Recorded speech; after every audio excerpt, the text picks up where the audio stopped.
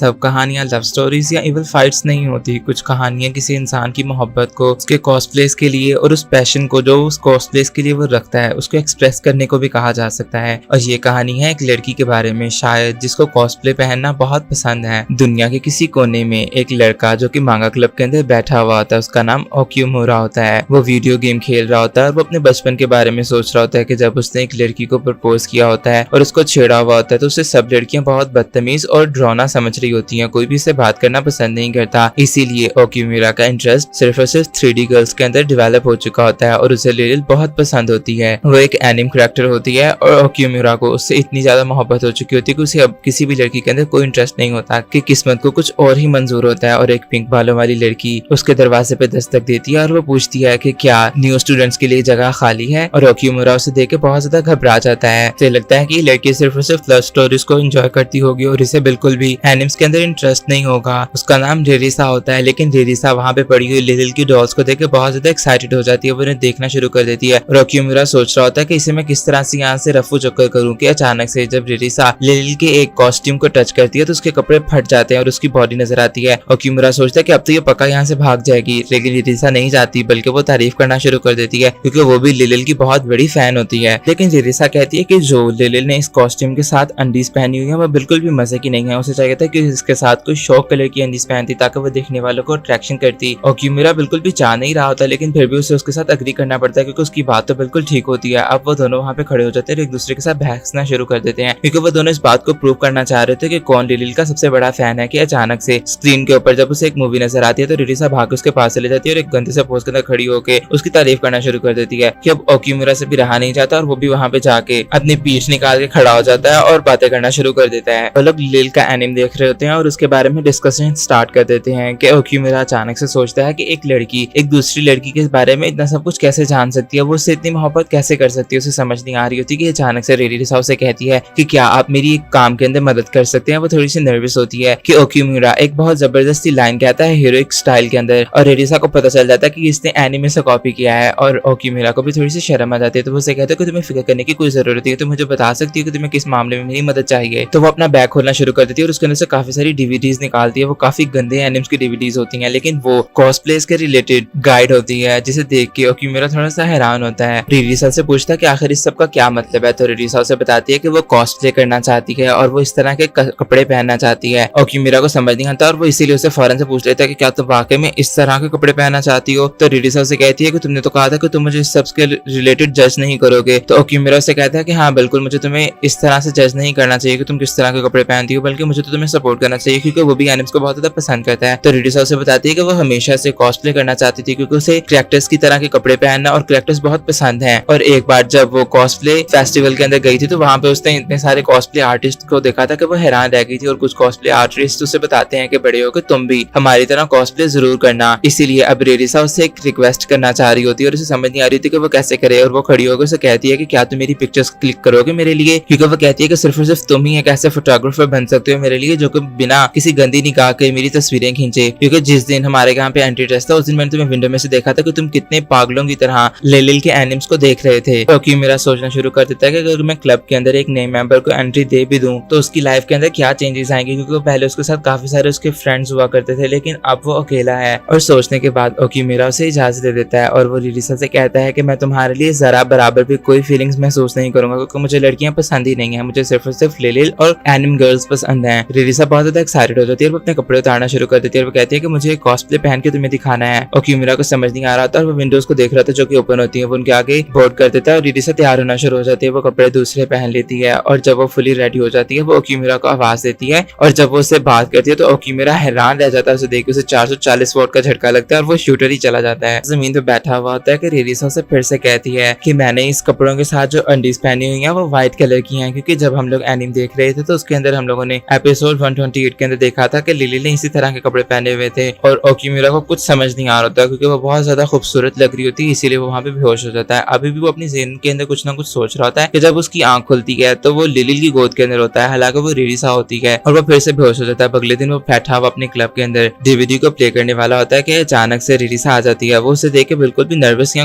घबराता नहीं है क्योंकि वो एक नॉर्मल लड़की लग रही होती है। अब वो दोनों साथ में बैठ के देखना शुरू कर देते हैं। फिर वो लोग वीडियो गेम खेलना शुरू कर देते हैं कि रेरिसा अचानक से वीडियो वीडियो गेम को रोकती है और वो कहती है कि अभी इस कैरेक्टर की अंडीज नजर आएंगी और मुझे सारी की सारी डिटेल्स को यहाँ पे लिखना है क्योंकि मैं अपने साथ फोन लेकर आई हुई हूँ। और वो लिखना स्टार्ट कर देती है कि इस सब के बाद अचानक से रिरिसा खड़ी हो जाती है और वो उसे कहती है कि मुझे कॉस्प्ले ट्राई करना है। और ओक्यूमिरा फिर से घबराहट के मारे दरवाजे खिड़कियां बंद कर देता है और वो अपने कपड़े पहन के उसे दिखाती है और उसने दूसरा कॉस्ट्यूम पहना हुआ होता है। अब वो ओक्यूमिरा से कहती है कि आज तुम्हें मेरी पिक्चर्स भी क्लिक करनी होंगी। तो वो उसे कहती है कि तुम्हारा जो पैशन है लिलिल को लेकर तुम्हें बस उसे जहन में रखना और मेरी कुछ पिक्चर्स क्लिक करनी है। और ओक्यूमिरा भी मान जाता है। अब वो उसकी पिक्चर क्लिक करने के लिए खड़ा हुआ होता है और लिलिल बहुत जबरदस्त क्यूट सा फेस बनाती है जिसे देख के ओक्यूमिरा हैरान रह जाता है। अब वो प्यारे प्यारे से पोज बनाना शुरू कर देती है और ओक्यूमिरा उसकी पिक्चर्स क्लिक कर रहा होता है कि अचानक से रिरिसा कहती है कि मुझे कपड़े चेंज करने हैं। वो कपड़े चेंज करके दूसरा कॉस्ट्यूम पहन लेती है और वो उसकी अभी भी पिक्चर्स क्लिक करना शुरू कर देता है। अब जब रिरिसा अपनी पिक्चर्स देखती है तो वो बहुत ज्यादा खुश हो जाती है। रिरिसा कहती है कि मुझे अपना यूनिफॉर्म पहन लेना चाहिए कि ओक्यूमिरा उसके बारे में सोच रहा होता है कि वो किसी लड़की के बारे में कुछ फील नहीं कर सकता। वो तो सिर्फ और सिर्फ लिलिल को देख के पागल हो जाता है। इसीलिए वो खुद को हौसला देता है कि अचानक से रिरिसा उसे कहती है कि क्या तुम मेरी मदद कर सकते हो कपड़े चेंज करने के अंदर। और ओक्यूमिरा को फिर से एक 440 वोल्ट का झटका लगता है लेकिन उसका जिपर फंस गया होता है। इसीलिए वो उसकी जिप खोलने के अंदर मदद करता है और अचानक से वो जिप खोल देता है लेकिन वो फौरन से मुड़ जाता है और वो कहता है कि मैंने कुछ नहीं देखा कुछ नहीं देखा। रिरिसा भी रिलैक्स होती है कि अचानक से उसका पांव स्लिप हो जाता है और ओक्यूमिरा को उसको पकड़ने के लिए गलत जगह दबानी पड़ जाती है। रिरिसा उसका थैंक यू करती है और वो ओक्यूमिरा से कहती है कि अब चलो बस भी करो मुझे छोड़ भी दो। और ओक्यूमिरा थोड़ा सा एम्बैरस होता है। वो फटाफट से अपना बैग उठाता है और वहां से निकल जाता है कि रिरिसा भी जाने से पहले सोच रही होती है कि आखिर उसको क्या हो रहा है, ये नया एहसास किस बात का है, उसका दिल इतना तेजी से क्यों धड़क रहा है। वो अपनी इन फीलिंग्स को लेट डाउन करके वहां से भाग जाती है। दूसरी तरफ प्रिंसिपल एक लड़की जिसका नाम मिकारी होता है उसको वेलकम करते हैं स्कूल के अंदर क्योंकि वो एक बहुत बड़ी मॉडल होती है लेकिन उसकी नजरें तो ओक्यूमिरा के ऊपर होती हैं जो कि उसके लिए किसी डेविल से कम नहीं होता क्योंकि पास्ट के अंदर उसने उसको रुलाया होता है। और मिकारी इसी बारे में सोच रही होती है। मिकारी अब जहाँ भी जा रही होती है सब लड़के और लड़कियां उसी के आगे पीछे घूम रहे होते हैं। जब अपनी क्लास के अंदर जाती है तो लड़के उसके लिए ऑटोग्राफ लेने के लिए लाइन में लगे हुए होते हैं। और लकीली रिरिसा भी इसी क्लास के अंदर होती है कि दूसरी तरफ ओक्यूमिरा चल रहा होता है और वो कल के लिए बहुत ज्यादा एम्बैरस होता है। वो बहुत ज्यादा शर्मिंदा होता है कि कल उसने क्या किया है। अब वो अपने क्लब का जब दरवाजा खोलता है तो रिरिसा अंदर होती है। वो घबरा जाता है लेकिन फिर भी वो अंदर जाता है और रिरिसा से बातें करना शुरू कर देता है। रिरिसा का भी दिल घबरा रहा होता है और उसे समझ नहीं आ रहा होता कि वो किस तरह से उससे बात करे लेकिन वो उसे स्टूडेंट के बारे में बताती है यानी वो मिकारी के बारे में उसको बताती है। अब वो दोनों बातें करना शुरू कर देते हैं और रिरिसा उसको बताती है कि वो चाहती है कि मिकारी उसके साथ कॉस्प्ले करे और उसे वो बहुत अच्छा लगेगा कि अचानक से वो उसे एक कैमरा दिखाती है जो कि उसी क्लब का होता है। वो उसे कहती है कि क्या तुम्हें इसे इस्तेमाल करना आता तो वो उसे इसके अंदर मौजूद उतनी पिक्चर्स दिखाता है जो कि उसके पिछले ग्रुप मेंबर्स के साथ होती हैं। ओक्यूमिरा पिक्चर्स को दिखाते हुए बहुत ज्यादा खुश होता है और रिरिसा उसे सॉरी करती है। वो कहती है कि मैं हमेशा सिर्फ और सिर्फ अपनी डिमांड से तुम्हारे आगे रखती हूँ लेकिन मैंने कभी भी ये जानने की कोशिश नहीं की कि तुम क्या करना चाहते हो। तो वो उससे कहती है कि तुम जो भी करना चाहो मैं उसके लिए तैयार हूँ। उसे कहती है कि चाहे तुम वीडियो गेम खेलना चाहो, मांगा पढ़ना चाहो या तुम मेरे साथ एनी बैठ के देखना चाहो, मैं तुम्हारे साथ कुछ भी करूंगी। लेकिन ओक्यूमिरा से कहता है कि मुझे तुम्हारी बातें सुन के अच्छी लगी, चलो हम लोग पिक्चर्स क्लिक करना शुरू कर देते हैं। लेकिन रिरिसा अपने कपड़े उतारना शुरू कर देती है और ओक्यूमिरा से कहता है कि तुम इस तरह हर जगह पे कपड़े नहीं उतार सकती। लेकिन रिरिसा को याद आता है कि उसके पास तो उसका कॉस्प्ले है ही नहीं, इसीलिए वो उसको लेके वहां से भाग जाती है और वो उसे कहती है कि हम लोग किसी रैंडम क्लास के अंदर चलते हैं, वहां पे जाके पिक्चर्स क्लिक करते हैं। अब वो वहां पे जाके पिक्चर्स क्लिक करना शुरू कर देती है लेकिन जब अपनी तस्वीरें देखती है तो वो बहुत ज्यादा मायूस हो जाती है क्योंकि वो कहती है कि मैं बिल्कुल भी प्यारी नहीं लगती। लेकिन ओक्यूमिरा से कहता है कि अगर तुम चाहो तो तुम अपने यूनिफॉर्म को ही अपना कॉस्प्ले समझ सकती हो। और अब वो अपने ऊपर थोड़ा सा टचअप करके पिक्चर्स क्लिक करवाने के लिए खड़ी हो जाती है और वो बहुत ज्यादा क्यूट लग रही होती है और ओक्यूमिरा को समझ नहीं आ रहा था कि वो अपनी ठहरों को कहाँ पे जाके निकाले। और रिरिसा एक के बाद एक क्यूट पोज बनाने की कोशिश कर रही होती है क्योंकि उसे समझ नहीं आ रही होती कि क्या ये पोज अच्छे हैं कि नहीं। उसकी ग्लासेस नीचे गिर जाती है और जब वो उसे उठाने के लिए नीचे झुकती है तो वो बहुत क्यूट लग रही होती है। और ओक्यूमिरा उसकी पिक्चर्स क्लिक करना शुरू कर देता है कि अचानक से उसका पांव स्लिप होता है और वो ओक्यूमिरा के ऊपर बैठ जाती है। ये गंदा पोज होता है लेकिन रिरिसा को अभी भी अपनी पिक्चर्स की पड़ी हुई होती है और ओक्यूमिरा को समझ नहीं आ रहा था कि आखिर सब कुछ चल क्या रहा है। अब रिरिसा अपनी पिक्चर्स देखने के लिए बैठी हुई होती है कि जब अपनी पिक्चर्स देखती है तो उसका मुंह लाल टमाटर होना शुरू हो जाता है क्योंकि वो भूल चुकी होती है कि ये उसकी एक नॉर्मल लुक है और उसने अपने नॉर्मल कपड़े पहने हुए हैं। और वो ओक्यूमिरा से भी कहती है कि मेरी सारी पिक्चर्स को डिलीट कर देना और ओक्यूमिरा के लिए अनाउंसमेंट होती है और उसे जाना होता है और वो वहां से भाग जाती है। अब ओक्यूमिरा उन पिक्चर्स को डिलीट कर रहा था लेकिन वो नोट करता है कि रिरिसा वाकई में बहुत ज्यादा क्यूट है। कि दूसरी तरफ मिकारी को काफी सारे लड़कों ने घेरा हुआ होता है और अचानक से उसके ऊपर पानी गिर जाता है। अब वो खुद को बचाकर वहां से भाग रही होती है कि अचानक से ओक्यूमिरा बहुत ज्यादा बोर हो रहा था और वो मिकारी सुन रहा होता है और मिकारी भी उसके क्लब के बाहर आके खड़ी हुई होती है। वो दरवाजा खोलता है और वो दोनों एक दूसरे को देख लेते हैं लेकिन मिकारी बिना कुछ सोचे समझे उसको गले से लगा लेती है क्योंकि 5 साल पहले की बात है। मिकारी ने ओक्यूमिरा से पूछा होता है कि क्या वो किसी लड़की को प्यार करता है तो ओक्यूमिरा उसे बताता है कि हाँ बिल्कुल वो लिली से प्यार करता है और वो हमेशा उसी से करेगा। और मिकारी का दिल टूट जाता है लेकिन अब मिकारी वापस आ चुकी होती है और ओक्यूमिरा उसको अंदर लेके चला जाता है और वो विंडोज को भी बंद कर देता है। मिकारी उससे पूछती है कि क्या जब तक उसके कपड़े गिले हैं वो वहाँ पे रुक सकती है। वो अपने कपड़े उतारना शुरू कर देती है और वो ओक्यूमिरा को भी साथ साथ छेड़ रही होती है। वो सोफे के ऊपर जाकर लेट जाती है और वो कहती है कि कल मैंने बहुत ज्यादा काम किया है, मैं सोना चाहूंगी, अगर तुम चाहो तो तुम भी मेरे पास आकर सो सकते हो। लेकिन ओक्यूमिरा को सबके अंदर कोई इंटरेस्ट नहीं होता। तो मिकारी से पूछती है कि क्या मैं तुम्हें क्यूट नहीं लगती। तो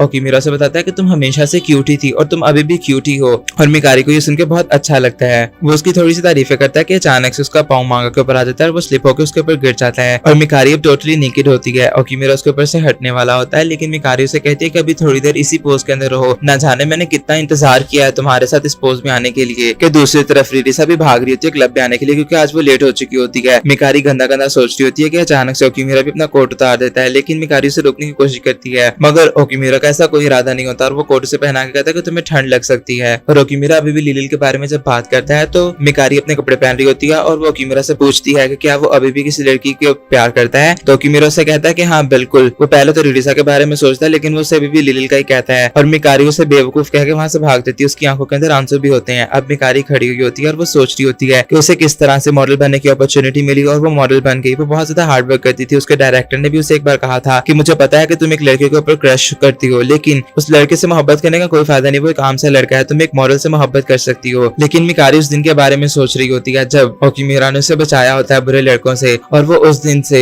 उसे बहुत ज्यादा चाहने लग चुकी होती है। वो लिलिल के बारे में मांगा पड़ती है, उसकी तरह क्यूट बन जाती है और वो ओकीमिरा के साथ खेलना भी शुरू कर देती है। ओकीमिरा उसे हमेशा बुरे लड़कों से बचाता होता था और इसीलिए वो अपने दिल के अंदर उसकी मोहब्बत लिए उस दिन के इंतजार में आज भी यहाँ खड़ी हुई होती है कि शायद वो एक दिन बदल जाएगा, क्योंकि सबने उसे धोखा दिया हुआ होता है। लेकिन मिकारी उसके साथ हमेशा लॉयल रहना चाह रही होती है, इसीलिए वो आज भी उसका वहां पे इंतजार कर रही होती है। कि दूसरी तरफ जब वो नीचे देखती है तो ओकीमिरा के पास एक लड़की आती है। वो और कोई नहीं बल्कि रिरिसा होती है और वो अपने कपड़े चेंज करना शुरू कर देती है। मिकारी भाग के वहां पे जाती है और जब वो ओकीमिरा को और रिरिसा को साथ देखती है तो वो बहुत ज्यादा दुखी हो जाती है। वो ओकीमिरा के ऊपर चिल्लाना शुरू कर देती है। वो कहती है कि तुम कितने बड़े धोखेबाज हो, तुमने तो कहा था तुम हमेशा लिलिल के लिए लॉयल रहोगे, लेकिन ये तुम क्या कर रहे हो। कि रिरिसा मिकारी का हाथ पकड़ लेती है और वो उससे पूछती है कि क्या तुम मेरे साथ कॉस्प्ले करोगी। और मिकारी उसे ऊपर से नीचे तक एक बार गौर से देखती है। अब रिरिसा मिकारी को सब कुछ बताना शुरू कर देती है कि वो वहाँ पे क्या कर रही है और कॉस्प्ले वगैरह वो क्यों करते हैं। मिकारी को ये बात सुनकर फौरन से समझ आ जाती है और वो इस बात को समझ जाती है कि ओकीमिरा किसी भी कीमत पे बदल नहीं सकता और वो आज भी लिलिल से ही प्यार करता है। कि रिरिसा मिकारी से पूछती है कि क्या वो उसके साथ कॉस्प्ले करना चाहेगी। ओकीमिरा से समझाने की कोशिश करता है कि वो ऐसा बिल्कुल नहीं करेगी, लेकिन मिकारी पहली बार में ही मान जाती है और वो उसे कहती है कि मैं कॉस्प्ले करूंगी। और रिरिसा से कहती है कि तुम मेरी दोस्त मिरी के तौर पे कॉस्प्ले कर सकती हो, लेकिन मिकारी उसे मना कर देती है। वो कहती है कि मैं लिलिल के तौर पे कॉस्प्ले करना चाहती हूँ, इसलिए वो उसे साइड पे ले जाती है और उसे समझाना शुरू कर देती है। वो उससे बात कर रही होती है और रिरिसा अपना कॉस्ट्यूम उतार देती है, लेकिन जब वो देखती है कि मुझे उसको उतरे हुए कपड़े पहनने पड़ेंगे तो वो मना कर देती है। और वो ओकीमिरा से पूछने की कोशिश करती है कि क्या उसे मिरी पसंद है। तो ओकीमिरा उसे मिरी के बारे में बहुत कुछ बताता है, जिसे सुन के मिकारी को समझ नहीं आती कि आखिर ये बंदा किससे मोहब्बत करता है, इसीलिए वो मान जाती है मिकारी का कॉस्ट्यूम प्ले करने के लिए। अब रिरिसा उसका नाप वगैरह लेना स्टार्ट कर देती है। वो उसे कहती है कि मैं सारी रात लगा कर तुम्हारे लिए कॉस्ट्यूम बनाऊंगी, क्योंकि उससे बहुत ज्यादा पैशन होता है कॉस्प्ले करने से, इसीलिए। और मिकारी भी मान जाती है। अब अगले दिन रिरिसा बैठी हुई कपड़े स्टिच कर रही होती है और मिकारी जब आती है तो रिरिसा उसे कहती है कि मुझे तुम्हारी कुछ मेजरमेंट्स लेनी थी, यानी चेस्ट एरिया की, ताकि परफेक्ट फिनिशिंग आए। और ओकीमिरा को भी इस बात से कोई फर्क नहीं पड़ता, इसीलिए अब रिरिसा उसकी मेजरमेंट्स लेना स्टार्ट कर देती है और वो उसे समझाती है कि कपड़ों की सही मेजरमेंट लेना कितना मुश्किल और कितनी इंपॉर्टेंट चीज है। अगर हम लोग ऐसे ही किसी भी कपड़े को सिलाई कर देंगे तो वो बिल्कुल भी पहनने पर अच्छा नहीं लगेगा। और जब मिकारी वो कॉस्ट्यूम देखती है तो वो कहती है कि ये तो सिर्फ और सिर्फ पट्टियों से बने हुए कुछ टुकड़े हैं, ये कपड़े पहने हैं हमने। और रिरिसा से कहती है कि हाँ बिल्कुल, लेकिन मिकारी रिरिसा से हार नहीं मानना चाह रही थी, इसीलिए वो उन कपड़ों को पहनने के लिए मान जाती है। वो लोग कपड़े चेंज कर रही होती है और ओकीमिरा दूर बैठा हुआ उनकी बातें भी सुन रहा होता है और वो कपड़े बदलना शुरू कर देती हैं। और रिरिसा इतनी ज्यादा फैंटिसाइज हुई होती है कि वो मिकारी की तरफ देखती है और मिकारी को समझ नहीं आ रही थी कि आखिर ये सब कुछ चल क्या रहा है। और ओकीमिरा भी बैठा हुआ सोच रहा था कि लड़कियां क्या बातें कर रही हैं। अब वो दोनों अपने अपने कॉस्ट्यूम पहनकर सामने आती हैं और ओकीमिरा जब उन दोनों को देखता है तो वो हैरान रह जाता है, उसकी आंखें खुली की खुली रह जाती हैं। मिकारी को देख के वो उसकी तारीफ करता है, लेकिन मिकारी जब ये सोच रही होती है कि ओकीमिरा ने उसकी तारीफ की तो वो नोट करती है कि वो लिलिल की तरफ भी देख रहा है और उसकी तारीफ भी कर रहा है।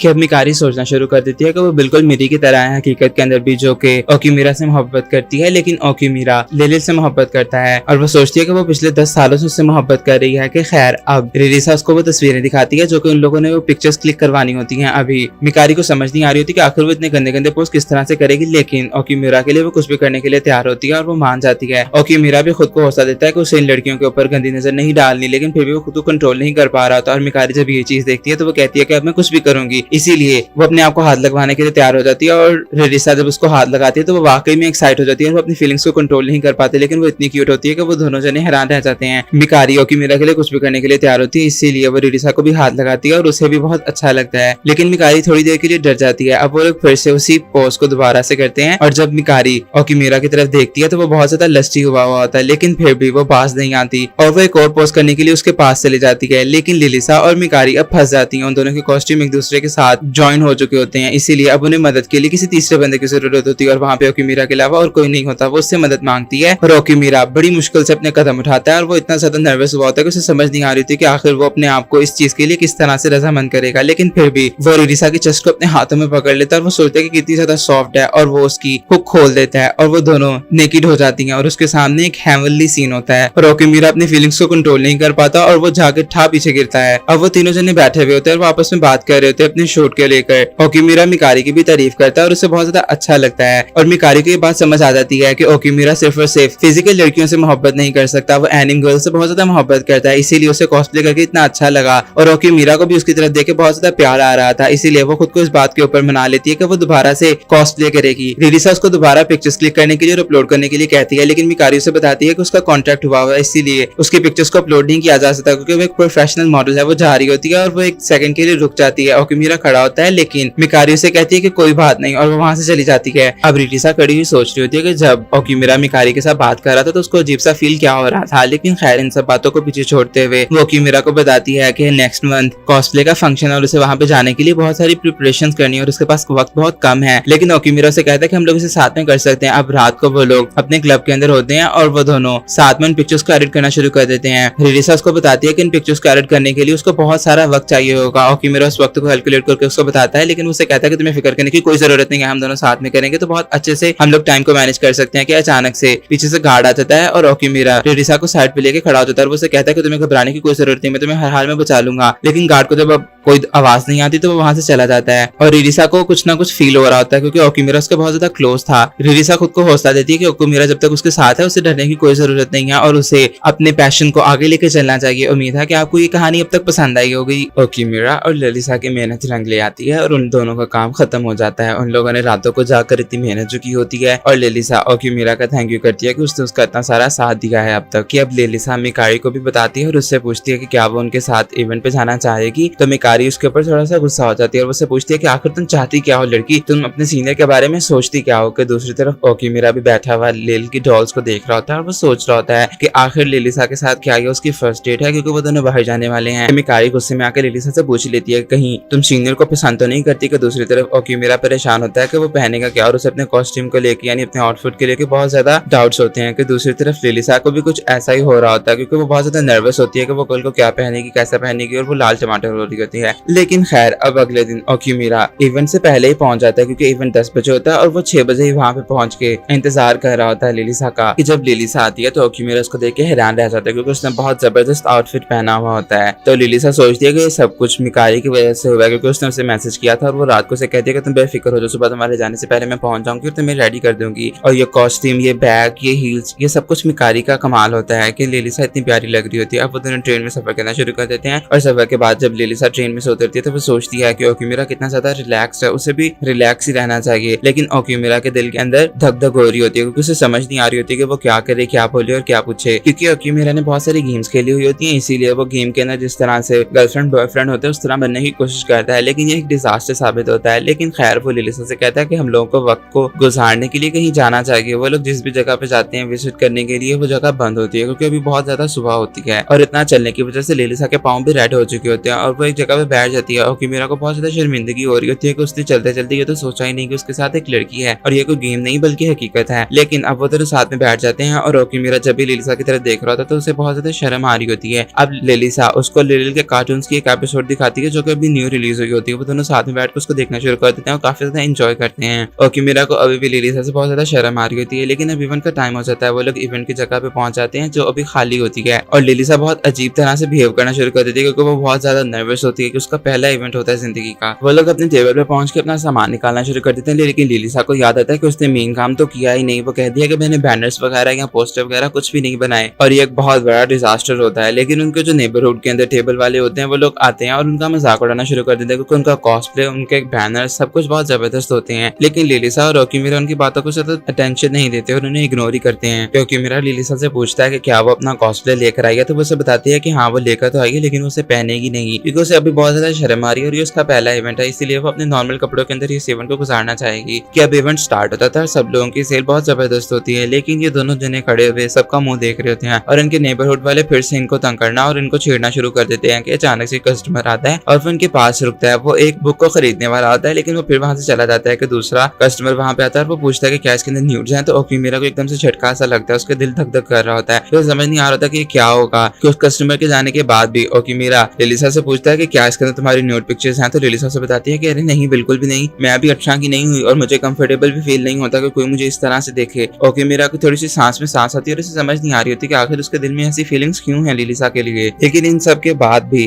उनके नेबरहुड वाला उसकी फिर से आके इंसल्ट करता है और ओकीमिरा को गुस्सा आ जाता है और वो लिलिसा को चीयर करना स्टार्ट कर देता है। वो कहता है कि तुम कितनी बड़ी बेवकूफ है, तुम्हें अपना कॉस्प्ले पहनना चाहिए, तुम अपने कॉस्प्ले में सबसे ज्यादा प्यारी लगती हो, तुमसे क्यूटर मैंने आज तक जिंदगी में कुछ नहीं देखा। लिलिसा लाल टमाटर हो रही होती है और वो दोनों अपने बैग्स उठा के चेंजिंग रूम की तरफ चले जाते हैं। लिलिसा अंदर चले जाती है और ओकीमिरा बाहर खड़ा हुआ उसका इंतजार कर रहा होता है कि अचानक से उसके अंदर से कुछ लड़कों के ऊपर जाती है और उन्हें मना करने की कोशिश करता है कि यहाँ पे पिक्चर्स मत लो क्योंकि ये गर्ल्स के लिए चेंजिंग रूम है। वो लड़के उसको थोड़ा सा छेड़ती हैं और वो उसको बताते हैं कि वो लोग लड़कियां ही हैं, बल्कि वो लोग कॉस्प्ले कर रही हैं वहां पे खड़ी हुई। और वो लोग ओकीमिरा की तारीफ करती हैं और वहां से चली जाती हैं कि दूसरी तरफ उनके साथ वाले टेबल वालों का फोटोशूट बहुत जबरदस्त चल रहा होता है और ओकीमिरा थोड़ा सा एम्बैरेस हो रहा होता है कि लिलिसा जब अंदर जाती है तो वो देखती है कि अंदर तो बहुत सारे कॉस्प्ले आर्टिस्ट बैठे हुए होते हैं। वो लोग अपने कपड़े चेंज कर रही होती हैं और रेडी हो रही होती हैं। लिलिसा को कहीं भी जगह नहीं मिल रही होती कि अचानक से कॉस्प्ले आर्टिस्ट उसे बताती है कि मैं तो चाह रही हूँ तो मेरी जगह पे बैठ सकती हो। जब लिलिसा वहां पे बैठती है, अपना बॉक्स खोलती है तो उसके पास उसकी विग कैप भी नहीं होती। वो बहुत ज्यादा नर्वस हो जाती है, लेकिन एक दूसरी लड़की उसकी मदद करने के लिए उसको अपनी कैप दे देती है। उसके पास बाकी भी कुछ चीजें नहीं होती, लेकिन बाकी कॉस्प्ले आर्टिस्ट उसको बहुत हम्बली अपनी चीजें देना शुरू कर देते हैं और उसकी मदद करना शुरू कर देते हैं। और लिलिसा को यह बहुत अच्छा लग रहा होता है कि लिलिसा रेडी होना शुरू हो जाती है और वो सबसे पूछती है कि आप लोगों को कोई मसला तो नहीं है, मैं आप लोगों की चीजें यूज कर रही हूँ। तो वो उससे बताती हैं कि हम लोग एक्स्ट्रा चीजें इसीलिए लेकर आते हैं क्योंकि कोई ना कोई यहाँ पे कोई ना कोई चीज भूल जाती है, लेकिन नेक्स्ट टाइम जब तुम आओ तो तुम लोगों की मदद करने की नीयत से आना। कि अचानक से वो उस कॉस्प्ले आर्टिस्ट से भी मिलती है जिसने पहली बार उसे कहा होता है कि तुम जब बड़ी हो तो तुम भी यहाँ पे आना। लिलिसा उससे बात करती है और अब लिलिसा रेडी होना शुरू हो जाती है। लोग उसे देख के बहुत ज्यादा हैरान हो रहते हैं कि उसकी स्कर्ट बहुत ज्यादा छोटी होती है, इसीलिए कॉस्प्ले आर्टिस्ट उसको अपनी स्कर्ट उतार कर देती है ताकि उसकी बॉडी ज्यादा शो ना हो। अब वो जा रही होती है तो उसको एक लड़का मिलता है जो कि कॉस्प्ले आर्टिस्ट ही होता है। वो उसकी तारीफ करता है और उसे बताता है कि जो कैमरामैन तुम्हारे साथ है वो बहुत अच्छा और नाइस इंसान है।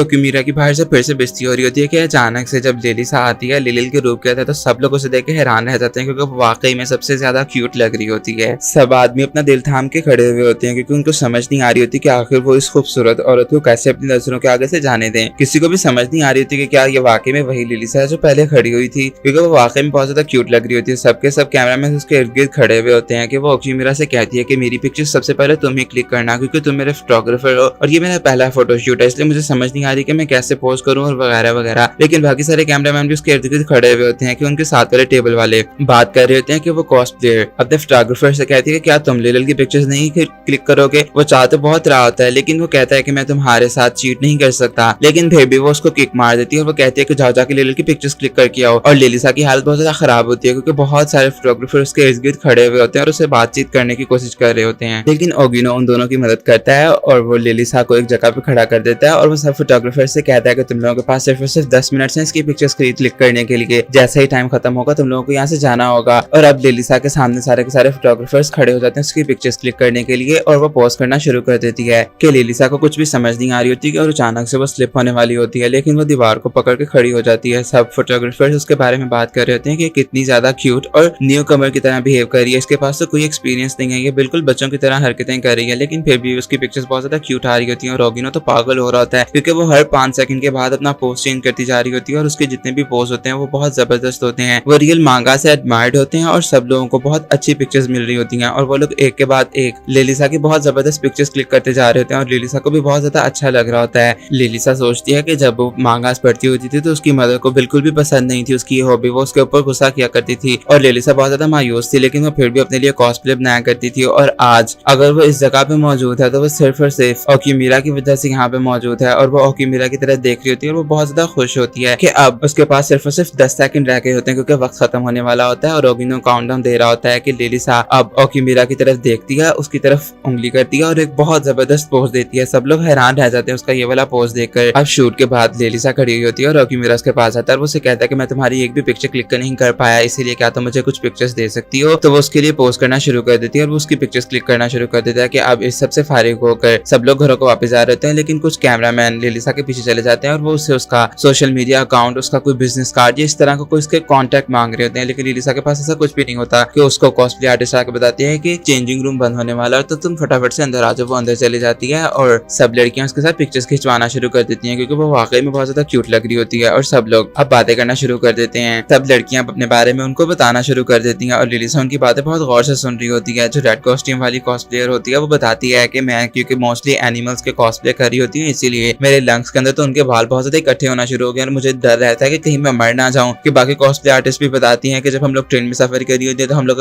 हमेशा कभी मैं अपने तीत भूल जाती हूँ, कभी कोई बताती है कि घर के अंदर में टब के अंदर ही अपनी विग भूल जाती हूँ, जो कि बहुत ज्यादा स्कैरी होता है। कोई स्क्रीन के सामने अपनी विग को भूल जाता है। इसी तरह से कुछ कॉस्प्ले आर्टिस्ट किसी तरह की मिस्टेक्स करती हैं, किसी तरह की मिस्टेक्स करती हैं। और जो लड़कों के कॉस्प्ले करती हैं वो बताती है कि हमारे घरों पे कपड़े देखकर हमारे पेरेंट्स को डाउट होता है कि कहीं हम लोग मिक्स जेंडर्स तो नहीं है, हम लोग डिफरेंट किस्म के जेंडर्स को डेट तो नहीं करती। अब वो लोग लिलिसा से पूछती हैं कि क्या उसके पास कोई ऐसा एक्सपीरियंस है, तो लिलिसा से बताती है कि मेरे पास ऐसा तो कोई एक्सपीरियंस नहीं है, लेकिन मेरी बॉडी बहुत ज्यादा डिफरेंट है। मेरे पास सिर्फ और सिर्फ बूब्स ही है मेरे, और मेरी बाकी सारी बॉडी बहुत ज्यादा लीन और स्मॉल है, इसीलिए मुझे मेरे साइज के कपड़े नहीं मिलते। मुझे हमेशा बहुत ज्यादा डिस्टर्बेंस रहती है इस वजह से। आज भी मैंने जो आउटफिट पहना है कि मैंने किसी की एडवाइस पे पहना है। तो वो लोग उससे पूछती हैं कि क्या तुम्हारे पास तुम्हारी नॉर्मल कोई पिक्चर है, तो जब वो उनको अपनी नॉर्मल पिक्चर दिखाती है तो वो वाकई में बहुत ज्यादा भद्दी लग रही होती है क्योंकि उसने बहुत ओवरसाइज्ड और बहुत अजीब से कपड़े पहने हुए होते हैं। कि अब इन सब बातों के बाद लिलिसा को याद आता है कि उसने किसी की पैंटीज वापस करनी थी और वो एल्फ वुमन की होती है। वो जब उन्हें सर्च करती है तो वो वहाँ पे नहीं होती। लड़कियों से बताती है कि वो अभी भी वहाँ से गई है और लिलिसा को भी याद आता है कि बहुत ज्यादा लेट हो रहा है। तो वो सबको गुड बाय करके वहाँ से जाने वाले थे, लेकिन सब लोग उसे रोकते हैं और उसे कहते हैं कि समर फेस्टिवल के ऊपर हम तुम्हें मिलना चाहेंगे, तुम जरूर आना। और लिलिसा उनको यस कह के वहाँ से चली जाती है। ओकीमिरा स्टेशन के ऊपर खड़ा हुआ उसका इंतजार कर रहा था। लिलिसा उसके पास भाग के चली जाती है। ओकीमिरा उसे कहता है कि ट्रेन आने में थोड़ा सा वक्त ही रह गया, तुम वक्त पे पहुंच गई हो। लेकिन लिलिसा उसे कहती है कि सबसे पहले मेरे पास एक काम है जो मुझे खत्म करना है। और वो एल्फ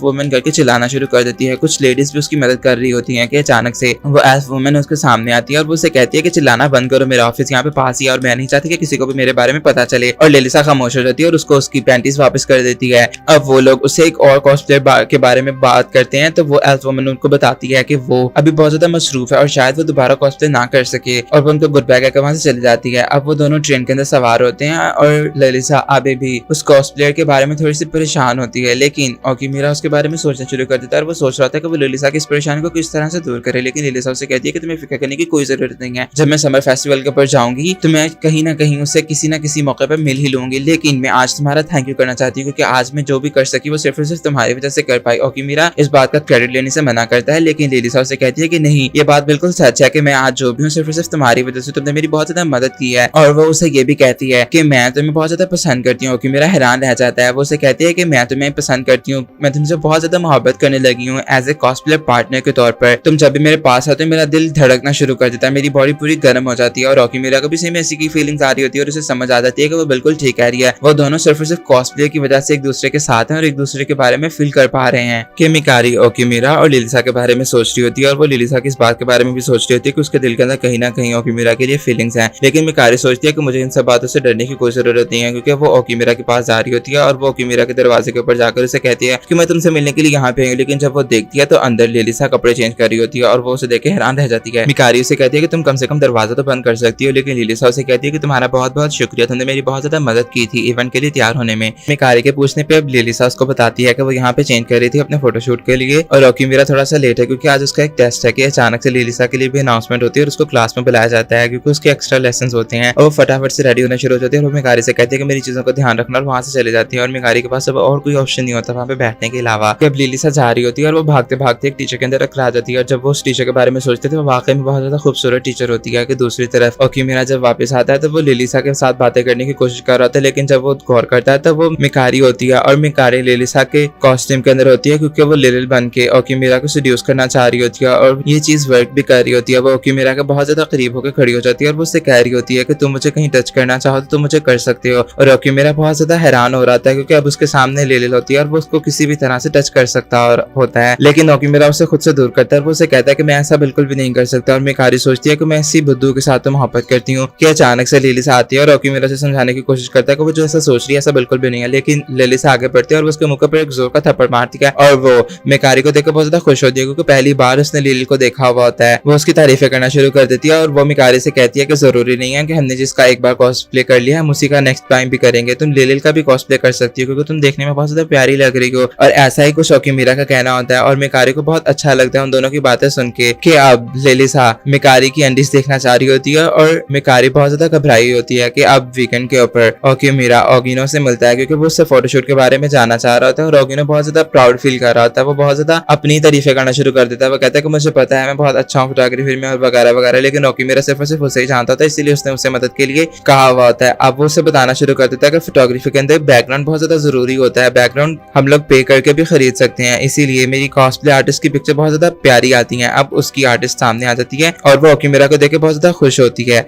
अब वो दोनों पिक्चर्स क्लिक करने के बारे में बातें करना शुरू कर देते हैं और मॉडल अपना पोज बना रही होती है कि ओकिमिरा और ओगिनो अब उसकी पिक्चर्स क्लिक करना शुरू कर देते हैं। लेकिन ओगिनो उसकी पिक्चर्स देख के बिल्कुल भी उसकी तारीफें नहीं करता, बल्कि वो अपनी ही तारीफें कर रहा था। हालांकि उन दोनों की पिक्चर्स सेम होती है, लेकिन वो लेडी जब ओकिमिरा की पिक्चर्स देखती है तो वो उसकी बहुत ज्यादा तारीफ करती है और वो उससे कहती है कि क्या तुम ये पिक्चर्स मुझे सेंड कर सकते हो, क्योंकि मुझे इसे अपनी बुक के अंदर लगाना है सेल करने के लिए। और ओकिमिरा मान जाता है। अब वो उसे कहती है कि क्या मैं सेक्सी पोस्ट हूँ तुम्हें पिक्चर्स क्लिक करने के लिए, और वो बहुत ज्यादा सेड्यूसिंग पिक्चर्स क्लिक करवाने के लिए बैठी हुई होती है। और ओकिमिरा उसे देख के बहुत ज्यादा नर्वस हो रहा होता है, लेकिन ओगिनो से कहता है कि जब हम लोग प्रोफेशनली किसी चीज को ऊपर काम कर रहे होते हैं तो हम लोगों को अपनी फीलिंग्स के ऊपर कंट्रोल करना चाहिए। ये बातें करते करते वो लोग लिलिल के बारे में बात करते हैं और वो कहते हैं कि वो बहुत ज्यादा क्यूट थी जब उसने अपना कॉस्प्ले किया था। हालांकि वो लिलिसा थी और वो बताते हैं कि जो कॉस्प्ले इंडस्ट्री के ऊपर टॉप करी है वो 4 मॉडल्स हैं। वो उन चारों के बारे में उसको बताना शुरू कर देते हैं। ओगिनो बहुत मजे से उसके बारे में बता रहा होता है, लेकिन जब वो मायूरा के बारे में उसको बताता है तो वो ये भी साथ में बताता है कि मायूरा काफी देर से डिसअपियर हुई है और वो मायूरा के बारे में बहुत ज्यादा इंटरेस्टेड होता है ओकिमिरा, क्योंकि लिलिसा भी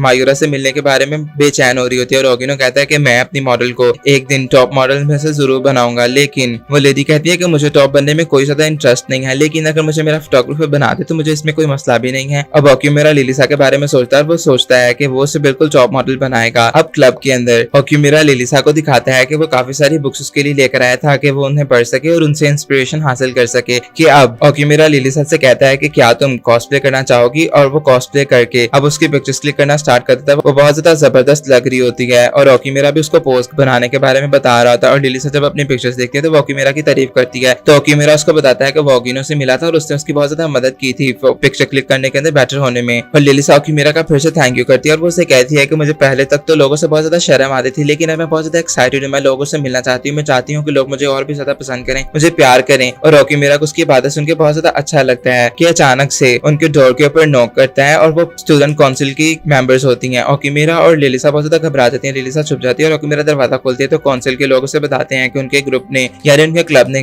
पिछले 3 सालों से कुछ ज्यादा वर्क नहीं किया, इसीलिए उन लोगों को रूम चेंज करना होगा। और ओकिमिरा और लिलिसा थोड़े से परेशान होते हैं। अब स्टूडेंट काउंसिल की लड़कियां वहां से चली जाती हैं और ओकिमिरा बहुत ज्यादा नर्वस होता है क्योंकि उसे अब लग रहा होता है कि वो लोग सब कुछ गवाने वाले हैं। लेकिन जब वो दरवाजा बंद करता है और लिलिसा उसके पास खड़ी होती है तो वो उसे देखती है और वो उसके मुंह पर एक जोर का पंच मारती है क्योंकि वो बहुत ज्यादा कंफ्यूज होता है। और वो उसे कहती है कि ये कंफ्यूज होने का वक्त नहीं है। और ओकिमिरा को भी समझ में आता है कि बिल्कुल लिलिसा बिल्कुल ठीक कह रही है। अब वो दोनों साथ में बैठ के इस बात के बारे में सोचना शुरू कर देते हैं कि अब इस मसले का क्या हल हो सकता है। लिलिसा उसको अजीब से मशवरे दे रही होती है। वो कहते हैं कि हम सारी की सारी अपनी जो मांगास हैं उनको लाइब्रेरी को डोनेट कर देते हैं, लेकिन ओकिमिरा कहता है कि ये सारी की सारी गंदी हैं, इनको हम लोग लाइब्रेरी को डोनेट नहीं कर सकते। ओकिमिरा बैठा सोच रहा था और लिलिसा भी सोच रही होती है। लिलिसा ओकिमिरा को खड़े होकर कहती है कि चाहे जो मर्जी हो जाए, ये लोग हमसे चाहे इस मांगा क्लब का रूम ले भी नहीं, लेकिन फिर भी हम दोनों अपने काम को जारी रखेंगे। हम लोग लिली से मोहब्बत करते रहेंगे और उसके कॉस्प्ले को करते रहेंगे और मुझे इसमें तुम्हारी मदद की भी बहुत ज्यादा जरूरत है। ओकिमिरा उसकी बातें बहुत गौर से सुन रहा था और उसे उसके ऊपर बहुत ज्यादा प्यार आ रहा होता है क्योंकि वो वाकई में बहुत खूबसूरत लग रही होती है। ओकिमिरा की आंखें खुल जाती है और वो कहता है कि अब हमें कुछ ना कुछ तो करना होगा। और लिलिसा ये बात सुन के बहुत ज्यादा खुश हो जाती है। अब ओकिमिरा चलते चलते स्टूडेंट काउंसिल के ऑफिस में पहुंचता है, जहाँ पे जाके वो स्टूडेंट काउंसिल से बात करने की कोशिश करता है और उससे कहता है कि आखिर इस बात का कोई हल तो होगा कि हमसे हमारा कमरा ना लिया जाए। तो वो उसे कहती है कि हाँ बिल्कुल, इस चीज का एक हल है कि तुम अपने लिए एक एडवाइजर तलाश कर लो, जो कि एक टीचर होना चाहिए जो तुम लोगों को एडवाइस करे, तुम लोगों के काम के ऊपर नजर रखे और हमें भी आके इन्फॉर्म करे कि तुम लोग वाकई में वेल परफॉर्म कर रहे हो। वो उसे कहती है कि हमारा बिल्कुल भी कोई इरादा नहीं है कि हम मांगा क्लब को खत्म करें, क्योंकि मांगा क्लब पास्ट के अंदर बहुत ज्यादा अच्छे से वर्क कर चुका है। और ओकिमिरा से यकीन दिलाता है कि वो बिल्कुल ऐसा ही करेगा। ओकिमिरा इसके बाद टीचर्स रूम के अंदर जाता है, जहाँ पे जाके वो सब टीचर्स से कहना शुरू कर देता है कि क्या वो उसके एडवाइजर बनेंगे, लेकिन सब टीचर्स एक के बाद एक मना करते रहते हैं। किसी ने पहले से क्लब में ज्वाइन किया होता है और किसी टीचर के पास अभी वक्त नहीं होता कि वो उनका क्लब को ज्वाइन कर सके, इसीलिए ओकिमिरा बहुत ज्यादा मायूस होकर वहां से जाने वाला होता है। लेकिन उसे उसके एक टीचर रोकते हैं और वो उससे पूछते हैं कि क्या तुम्हें एक एडवाइजर की तलाश है। ओकिमिरा ने अपना सारा मसला बताता है तो वो उससे कहते हैं कि एक नई टीचर आई है जो कि शायद तुम लोगों की मदद कर सके। तो ओकिमिरा अब उसके पास आता है, जो कि पहले ही लड़कों के साथ फ्लर्ट कर रही होती है। उसका नाम मायूरी होता है। ओकिमिरा उसके पास आता है और उससे बात करने की कोशिश करता है, लेकिन मायूरी उसे फौरन मना कर देती है। वो कहती है कि मेरे पास भी इस चीज के लिए वक्त नहीं है। वो बाकी सब लड़कों को वहां से भगा देती है कि अचानक से ओकिमिरा को याद आता है कि उसने इस लड़की को कहीं ना कहीं तो देखा है। वो जैसे ही सोचता है तो उसे याद आता है कि ये तो वही मायूरा है जो कि एल्फ वुमन के साथ कॉस्प्ले किया करती थी। कि अचानक से जब मायूरी ये बात बात सुनती है तो वो फौरन से ओकिमिरा को लेकर कमरे में चली जाती है और वो उससे कहती है कि आखिर तुम चाहते क्या हो, कहीं तुम मेरे से मरना तो नहीं चाहते कि मैं तुम्हारी गर्दन के ऊपर ये तेज चाकू चला दूं। तो ओकिमिरा उससे समझाने की कोशिश करता है कि ऐसी कोई बात नहीं है, का तो बस वहां पे दम घुट रहा होता है। इसीलिए अब मायूरी और ओकिमिरा तहम्मुल से बात करना शुरू कर देते हैं और मायूरी बैठ जाती है। ओकिमिरा उससे कहता है कि आखिर वो लिलिसा की मदद क्यों नहीं करना चाहती, वो उसी लिलिसा के बारे में भी सब कुछ बता देता है। तो वो कहती है कि मुझे यकीन था कि लिलिसा वाकई में एक दिन बड़ी होकर काफी अच्छा कारनामा सर अंजाम देगी, लेकिन वो कहती है कि अब मैं कॉस्प्ले बिल्कुल भी नहीं करती और ना ही मैं करना चाहती हूँ। तो ओकिमिरा उससे पूछता है कि आखिर इस बात की क्या वजह है। मैं समझ सकता हूँ कि अगर आपका कोई मसला है तो, लेकिन मायूरी को बहुत ज्यादा गुस्सा आ जाता है और वो कहती है कि सिर्फ और सिर्फ एक ही तो मसला है कि मैं टीचर बन गई हूँ और टीचर ने इस तरह के गंदे काम नहीं किया करती कि मैं इरोटिक कॉस्प्लेस पहन के उनको सेल करूँ। तो ओकिमिरा से मजीद ये कहती है कि हमारी हॉबीज एक तरफ होती है और हमारे काम एक तरफ होते हैं। मैं बड़ी मुश्किल से इस पोस्ट पर आई हूँ और मैं नहीं चाहती कि मेरी किसी भी हरकत की वजह से मुझसे ये जॉब छीने, इसीलिए मैं बिल्कुल भी ये सब नहीं कर सकती। ओकिमिरा उसकी बात को समझ आता है और वो जाने वाला था, लेकिन वो एक सेकंड के लिए रुकता है और वो कहता है कि मुझे समझ नहीं आ रही कि वो जो मांगास हैं तुम्हारे पिछले वाले, मैं उनको कहाँ पे जाके फेंकूं या सेल करूं। मायूरी थोड़ा सा डर जाती है और वो उससे पूछती है कि क्या वो उसे ब्लैकमेल करना चाह रहा है। ओकिमिरा के पास और कोई रास्ता नहीं होता लिलिसा को बचाने के लिए, सिर्फ और सिर्फ उसके पास यही एक रास्ता होता है, इसीलिए वो उसे वाकई में धमकाता है। अब ओकिमिरा लिलिसा को मैसेज कर देता है और वो मांगा क्लब का दरवाजा खोलता है और लिलिसा सामने अपना कॉस्प्ले पहन के खड़ी हुई होती है और वो मायूरी को वेलकम करती है और उसके सामने रिक्वेस्ट करती है कि वो उनके एडवाइजर बन जाए। मायूरी लिलिसा को और उसके कॉस्प्ले को देखकर बहुत ज्यादा हैरान हो जाती है और वो उसके कॉस्प्ले को चेक करना शुरू कर देती है और उसकी बहुत ज्यादा तारीफें करती है और उसकी मिस्टेक्स भी निकालती है। मायूरी को वहां पे पड़ा हुआ उसका एक मांगा मिल जाता है जिसको देख के वो थोड़ा सा हैरान हो जाती है और वो ओकिमिरा की तरफ गुस्से से देखती है कि लिलिसा उसको बताती है कि उसका फेवरेट मांगा है जो कि उसे बहुत ज्यादा पसंद है। वो जिंदगी में सिर्फ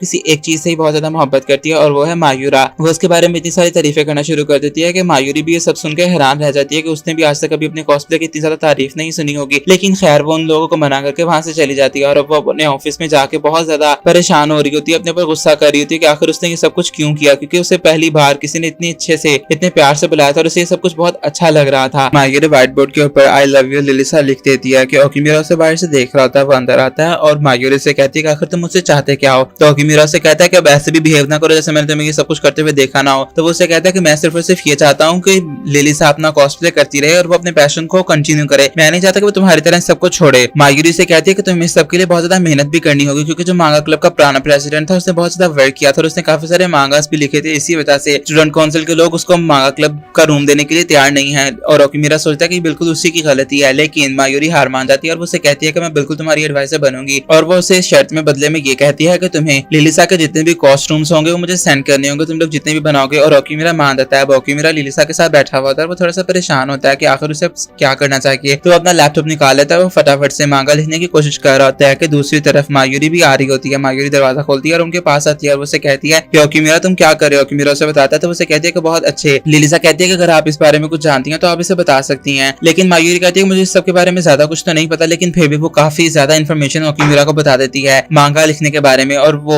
सुन के लिलिसा बहुत ज्यादा हैरान होती है कि मायूरी को आखिर इतना सब कुछ किस तरह से पता है। कि मायूरी जाने से पहले उन लोगों को एक पम्फलेट देके जाती है जिसके अंदर अगर वो लोग चाहें तो इस अपॉर्चुनिटी को अवेल कर सकते हैं छोटे बच्चों को अपनी कहानी सुना के, जो कि एक मांगा क्लब का काम होगा और ये एक वैलिड रीजन होगी स्टूडेंट काउंसिल के सामने रखने के लिए। और मायूरी वहां से चली जाती है। ओकिमिरा और लिलिसा ये सब देख के बहुत ज्यादा खुश हो जाते हैं। तो ओकिमिरा और लिलिसा छोटे बच्चों को अपनी कहानी सुनाने के लिए जाते हैं, लेकिन वो बच्चे अपनी शरारतों के अंदर इतने ज्यादा मसरूफ होते हैं कि वो दोनों खड़े हुए इस बात को समझ नहीं पा रहे होते कि आखिर वो किसको कहानी सुनाए और किसको ना सुनाए। अब वो लोग मायूस होकर घर वापस जा रहे होते हैं कि ओकिमिरा को अचानक से एक आइडिया आता है और वो लिलिसा को बता देता है। अब अगले दिन जब वो लोग अपनी कहानी सुनाने के लिए जाते हैं तो मैम उनको बताते हैं कि हमारे पास एक बहुत स्पेशल गेस्ट है जो आप लोगों से मिलने के लिए आए हैं। बच्चे जब देखते हैं तो लिलिसा लिलिल के कॉस्ट्यूम के अंदर होती है और सब बच्चे उसे देख के बहुत ज्यादा हैरान हो जाते हैं। वो बहुत ज्यादा प्यारी लग रही होती है और अब वो बच्चों को बैठकर कहानी सुनाना शुरू कर देती है और ओकिमिरा उनकी पिक्चर्स को क्लिक करना शुरू कर देता है और वो लोग देखने में वाकई में बहुत ज्यादा अच्छे लग रहे होते हैं। अब वो दोनों वापस आ रहे होते हैं और लिलिसा थोड़ी सी परेशान होती है। ओकिमिरा उससे पूछता भी है कि आखिर क्या मसला है, लेकिन लिलिसा उसको कुछ भी नहीं बताती। कि दूसरी तरफ मायूरी अपने घर के अंदर होती है और वो अपनी विश लिस्ट के बारे में देख रही होती है और सोच रही होती है कि आखिर वो कितनी देर तक एनिम्स वगैरह को नहीं देखेगी और अपनी ख्वाहिशात को इसी तरह से मारती रहेगी कि अचानक से उसको उसी एल्फ वुमन का फोन आता है जिसका नाम आयरा होता है। वो दोनों बातें करना शुरू कर देती हैं और आयरा उससे कहती है कि आखिर तुम कॉस्प्ले क्यों नहीं करना चाहती। वो उससे लिलिसा के बारे में भी बताती है और मायूरी लिलिसा के बारे में सुनकर बहुत ज्यादा खुश होती है। वो दोनों बातें करना शुरू कर देती हैं और आयरा मायूरी को लेकर बहुत ज्यादा नर्वस होती है। अब अगले दिन मायूरा सोच रही होती है कि आखिर उसको क्या करना चाहिए और वो मांगा क्लब के अंदर जाती है जहाँ पर ओकिमिरा और लिलिसा इस बात का फैसला करते हैं कि वो लोग अपनी रिपोर्ट्स को स्टूडेंट काउंसिल के अंदर बिल्कुल भी जमा नहीं करवाएंगे। और ये बात सुनकर मायूरी थोड़ा सा हैरान हो जाती है। ओकिमिरा और लिलिसा मायूरी को ये बताना शुरू कर देते हैं कि आखिर वो लोग ऐसा क्यों करना चाह रहे हैं, क्योंकि लिलिसा ने जब वो रिपोर्ट देखी थी तो वो थोड़ी सी मायूस थी और ओकीमिरा भी उसको देख के मायूस हो जाता है, क्योंकि वो दोनों हकीकत में ऐसा कुछ भी नहीं कर रहे होते जो कि वो सिर्फ और सिर्फ इस रिपोर्ट को बनाने के लिए कर रहे होते हैं। और इस बात को लेकर वो दोनों बहुत ज्यादा मायूस होते हैं और वो बिल्कुल भी स्कूल को धोखा नहीं देना चाह रहे होते। इसीलिए वो इस बात का फैसला करते हैं कि वो लोग इस रिपोर्ट को स्कूल वालों के सामने पेश नहीं करेंगे। और वो मायूरी पूछती है उनसे कि अच्छा, अगर तुम लोग इस रिपोर्ट को उनके सामने प्रेजेंट नहीं करोगे तो फिर तुम लोग क्या करोगे। तो ओकीमिरा और लिलिसा उसको बताते हैं कि यहाँ पे बहुत जल्द यानी नेक्स्ट वीक ही एक कॉस्प्ले का फंक्शन होने वाला है जहाँ पे हम लोग जाना चाहते हैं। तो मायूरी कहती है कि इस सब का स्कूल की रिपोर्ट के साथ क्या मतलब है। तो ओकीमिरा लोग उसे बताते हैं कि हम लोग वहाँ पे जाके वहाँ से एज ए क्लब इन्विटेशन लेंगे और वहाँ पे जाके पिक्चर्स क्लिक करके स्कूल वालों को वो दिखाएंगे कि हम लोग एज ए क्लब क्या परफॉर्म कर रहे हैं। मायूरी जब ये बात सुनती है तो वो थोड़ी सी परेशान हो जाती है कि आखिर ये दोनों करना क्या चाह रहे हैं। वो अपना फोन चेक करती है और उसके ऊपर भी उसको उस फंक्शन का नोटिफिकेशन आया हुआ होता है, लेकिन उसे समझ नहीं आ रही होती कि आखिर ये दोनों करना क्या चाह रहे हैं। मायूरी अब उन दोनों को समझाना शुरू कर देती है कि ये बातें सिर्फ और सिर्फ सोचने में ज्यादा आसान लगती है, हकीकत के अंदर ये बहुत ज्यादा एम्बैरेसिंग है। कोई भी हमारे कॉस्प्ले को एक्सेप्ट नहीं करता। हम लोगों को इस तरह की हरकत नहीं करनी चाहिए जिसके बाद हम लोगों को इस बात के ऊपर पछताना पड़े कि काश हम लोगों ने तब अपना मुंह बंद कर लिया था। और वो अपने पास्ट के बारे में सोचना शुरू कर देती है कि वो आयरा के साथ कितना जबरदस्त तरीके से परफॉर्म कर रही थी, उन दोनों का कॉस्प्ले करना कितना ज्यादा परफेक्ट था। लेकिन जिस तरह ही उसे उसकी जॉब मिल जाती है तो वो आयरा को फोन करके बताती है कि मुझे जॉब मिल गई है और मैं एक टीचर बन चुकी हूँ, इसीलिए मैं अब कॉस्प्ले छोड़ रही हूँ। और उसे अपने सब ख्वाब अपने पैरों के तले कुचलने पड़े थे सिर्फ और सिर्फ अपने प्रोफेशन को लेकर। यही बात वो लिलिसा को समझाने की कोशिश कर रही होती है, लेकिन लिलिसा उसके ऊपर चिल्ला देती है और वो कहती है कि अगर कोई मुझसे पूछेगा कि मैं क्या करती हूँ तो मैं उसे प्राउडली ये बता सकती हूँ कि मैं एनिम से मोहब्बत करती हूँ, मुझे कॉस्प्ले करना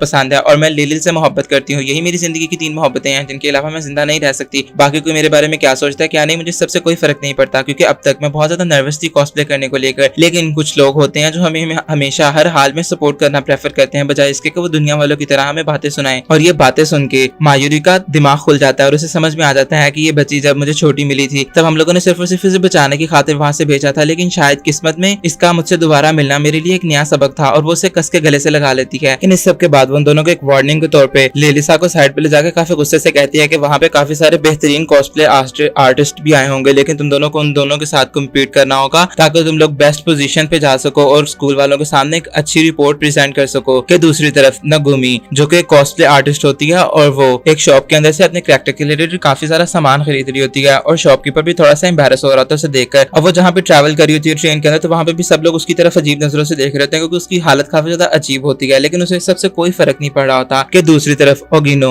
ओकीमिरा को फोन करता है और वो दोनों बातें करना शुरू कर देते हैं और ओगिनो ओकीमिरा को नगुमी के बारे में बताता है और वो उसे कहता है कि वो 4 बेस्ट कॉस्प्लेयर्स के अंदर से है और उसे कम्पीट करने के लिए हमें भी बहुत अच्छे से वर्क करना होगा। कि दूसरी तरफ नगुमी अपनी टीम के साथ मिलती है और वो लोग उसे उसके कॉस्प्ले के बारे में, उसकी ड्रेसिंग के बारे में और हर चीज के बारे में बताते हैं और वो उनसे बातें सुन रही होती है। और इसके बाद उसका फोटोशूट होना स्टार्ट हो जाता है और वाकई में वो अपने कॉस्प्ले के अंदर बहुत जबरदस्त लग रही होती है। कि अब वो दिन आ जाता है जब वो फंक्शन होता है। ओकीमिरा और लिलिसा फंक्शन की जगह पे पहुंच रहे होते हैं और वो लोग देखते हैं कि वो काफी ज्यादा बड़ी जगह है। वो दोनों थोड़े से एम्बैरस होते हैं, नर्वस हो रहे होते हैं और लिलिसा ओकीमिरा से पूछती है कि आखिर वो क्यों नर्वस हो रहा है। और वो कहता है कि लास्ट टाइम जब हम लोग यहाँ पे आए थे तो ये जगह थोड़ी सी छोटी सी थी, कुछ कॉस्प्ले आर्टिस्ट थे और कुछ ही कैमरामैन थे और मैं तुम्हारी एक भी पिक्चर नहीं क्लिक कर पाया, लेकिन इस बार तो ये जगह काफी ज्यादा बड़ी है, यहाँ पे काफी सारे कैमरामैन होंगे और मुझे समझ नहीं आ रही कि मैं तुम्हारी एक भी पिक्चर किस तरह से क्लिक करूंगा। कि लिलिसा उसे कहती है कि मुझे मैजिकल वर्ड्स सुनाओ। तो ओकीमिरा सीरियस हो जाता है और वो उसे कहता है कि तुम्हारा कॉस्प्ले दुनिया का सबसे बेहतरीन कॉस्प्ले है। और वो दोनों इस बात के बाद और भी एम्बैरस हो जाते हैं कि ओगिनो और उसकी मॉडल वो दोनों वहां पे पहुंच जाते हैं और वो लोग अब एक दूसरे से मिलते हैं और बातें करना शुरू कर देते हैं। कि ओगिनो ओकीमिरा को बहुत सारी बातें बता रहा होता है सोशल मीडिया प्लेटफॉर्म के बारे में, नगुमी के बारे में। कि अचानक से वहां पे नगुमी आ जाती है और लिलिसा उसको देखती है। लिलिसा और नगुमी के दरमियान में बातें होना शुरू हो जाती हैं और वो लोग ये देख के हैरान हो जाते हैं कि नगुमी के साथ इतने सारे प्रोफेशनल्स होते हैं जो कि उसका कॉस्प्ले डिजाइन करने के लिए, उसका मेकअप करने के लिए और उसकी परफेक्शन के लिए वहां पे मौजूद होते हैं। नगुमी और लिलिसा बात कर रहे होते हैं कि नगुमी काफी ज्यादा प्राउड होती है और उसे तो अपने कॉस्प्ले के बारे में भी नहीं पता होता कि उसने आज कौन से कपड़े पहने हैं। तो लिलिसा उससे पूछती है कि आखिर वो उस कैरेक्टर के अंदर से किस तरह से परफेक्ट बन के निकलेगी। तो नगुमी से बताती है कि हम कॉस्प्ले आर्टिस्ट सिर्फ और सिर्फ अपने कॉस्प्ले से प्यार करते हैं, हमें इस बात से कोई फर्क नहीं पड़ता कि हमारा कॉस्प्ले क्या है और क्या नहीं है। वो उसे